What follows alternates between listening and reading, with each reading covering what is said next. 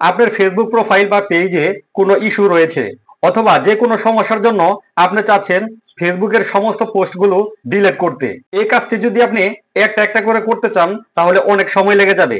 এই ভিডিওতে আমি আপনাকে দেখাবো মাত্র এক ক্লিকে কিভাবে ফেসবুকের সমস্ত পোস্ট ডিলিট করতে হয়।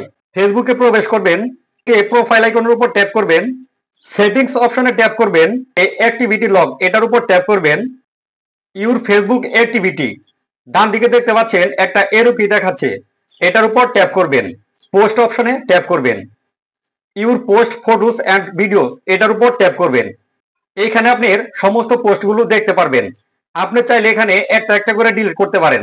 এর জন্য ডান দিকে থ্রি ডট মেনুতে ট্যাপ করবেন, এরপর নিচে থেকে মুভ টু ট্রাশ এটার উপর ট্যাপ করবেন।